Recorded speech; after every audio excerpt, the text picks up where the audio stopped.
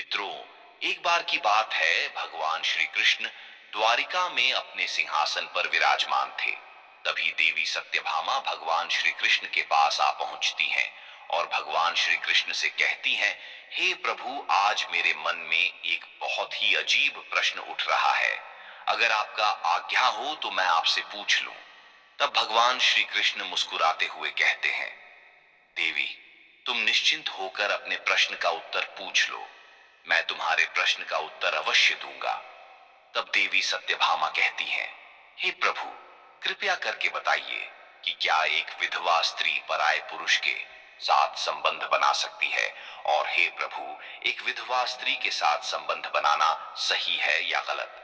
तब भगवान श्री कृष्ण कहते हैं, हे देवी, आज तुमने बड़ा ही उत्तम प्रश्न किया है, जो समस्त मानव जाति कल्याण हेतु अत्यंत महत्वपूर्ण प्रश्न है। हे देवी, मैं तुम्हें एक कथा सुनाता हूँ। इसी कथा में तुम्हें पता चल जाएगा कि किस प्रकार से विधवा स्त्री के साथ संबंध बनाने से पाप नहीं लगता है, और किस प्रकार संबंध बनाने से गलत माना जाता है और पाप लगता है, और एक विधवा स्त्री के साथ संबंध बनाने से क्या होता है। भगवान श्री कृष्ण के मुख से इतना सुनने के बाद देवी सत्यभामा भगवान श्री कृष्ण से कहती हैं, हे प्रभु, कृपया करके आप इस कथा का जल्दी से आरंभ कीजिए।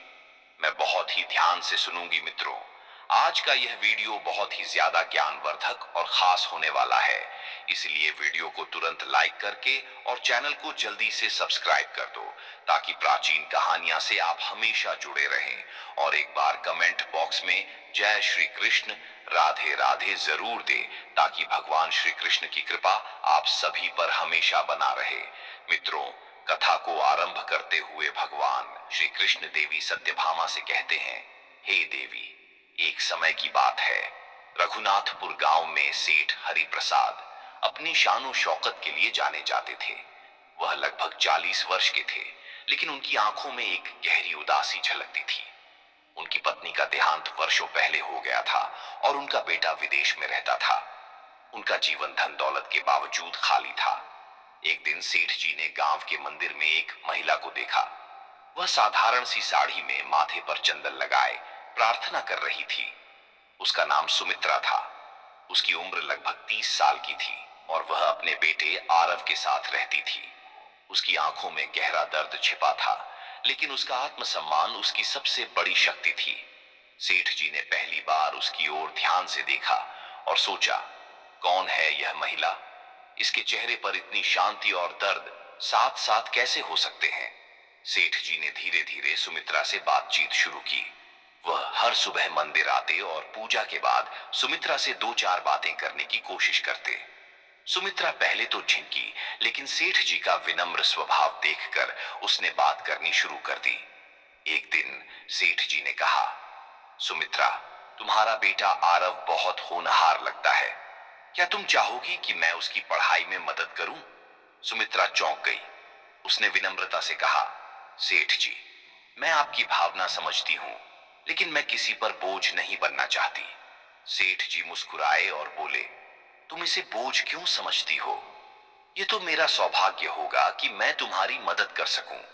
धीरे धीरे उनकी मुलाकातें बढ़ने लगीं। वे मंदिर के बाहर भी बातें करने लगे। एक शाम जब मंदिर की घंटियां बज रही थीं, सेठ जी ने सुमित्रा से कहा, तुम्हारे बिना यह गांव सूना लगता है। तुम्हारी आवाज, तुम्हारा आत्मविश्वास, ये सब मुझे अपनी ओर खींचता है। सुमित्रा ने झिझकते हुए उत्तर दिया, सेठ जी, आप एक बड़े आदमी हैं। मैं सिर्फ एक साधारण विधवा हूं। हमारे रास्ते अलग हैं। सेठ जी ने उसकी आंखों में देखा और कहा, सुमित्रा, प्रेम रास्तों का मोहताज नहीं होता, ये दिल से जुड़ता है। गांव में यह खबर फैलने लगी कि सेठ हरिप्रसाद एक विधवा के करीब आ रहे हैं। गांव के लोग तरह तरह की बातें करने लगे। इसी बीच सेठ जी को अज्ञात स्रोत से धमकी भरे पत्र मिलने लगे। पत्रों में लिखा था, अगर तुम सुमित्रा से दूर नहीं हुए तो अंजाम बहुत बुरा होगा। सेठ जी ने इन पत्रों को गंभीरता से नहीं लिया, लेकिन एक दिन जब सुमित्रा के घर पर पत्थर फेंके गए और उसकी खिड़की टूट गई, तब मामला गंभीर हो गया। सेठ जी ने इस घटना की जांच शुरू की और पता चला कि इन धमकियों के पीछे गांव का एक दबंग व्यक्ति शंकर था। शंकर सुमित्रा पर बुरी नजर रखता था और सेठ जी के साथ उसकी नजदीकियों से जल रहा था। शंकर ने एक दिन सुमित्रा के घर पर हमला करने की कोशिश की।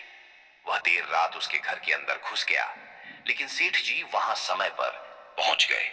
सेठ जी ने शंकर को ललकारा, अगर तुम्हें सुमित्रा से कोई समस्या है तो मुझसे बात करो, उसे परेशान करने की हिम्मत मत करना। शंकर ने गुस्से में कहा, यह औरत मेरी है, मैं इसे किसी और के साथ नहीं देख सकता।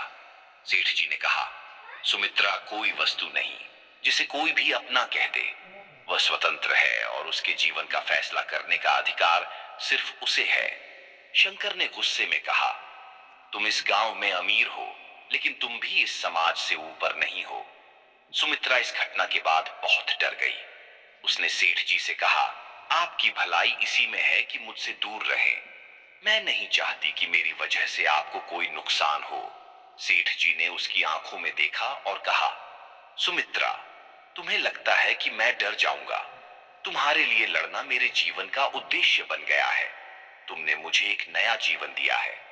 मैं तुम्हें और आरव को हमेशा सुरक्षित रखूंगा।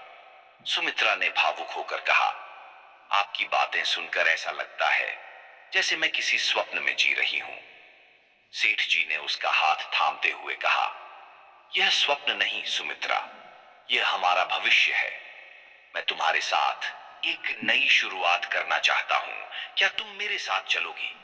कुछ समय बाद सेठ जी ने सुमित्रा को शादी का प्रस्ताव दिया।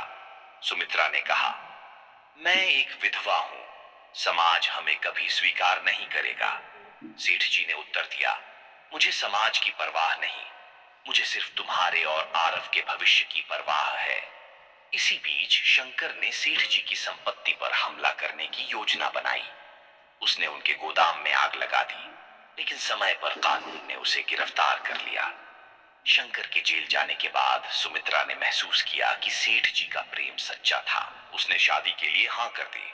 सुमित्रा और सेठ जी की शादी गांव में चर्चा का विषय बनी, लेकिन धीरे धीरे लोगों ने इसे स्वीकार कर लिया। हे देवी, इस कहानी में तुमने देखा किस प्रकार सेठ का प्रेम सुमित्रा से सच्चा था। हे देवी, इस प्रकार किसी से प्रेम करना और संबंध बनना पाप नहीं माना जाता है। पाप तो उस विषय पर माना जाता है जो जबरदस्ती हो। मित्रों, ये कहानी ने संदेश दिया कि सच्चा प्रेम किसी भी बाधा को पार कर सकता है। यह कहानी प्रेम, त्याग, साहस और निष्ठा का अद्भुत उदाहरण है। मित्रों, कुछ इस प्रकार भगवान श्री कृष्ण ने देवी सत्यभामा को कहानी सुनाया है। आपको ये कहानी कैसी लगी, कमेंट में लिखकर जरूर बताना। अभी तक चैनल को सब्सक्राइब नहीं किया हो तो कर लेना, वीडियो को लाइक कर देना। वीडियो को यहां तक देखने के लिए आप सभी प्रिय मित्रों का प्यार पूर्वक धन्यवाद। जय श्री कृष्ण, राधे राधे।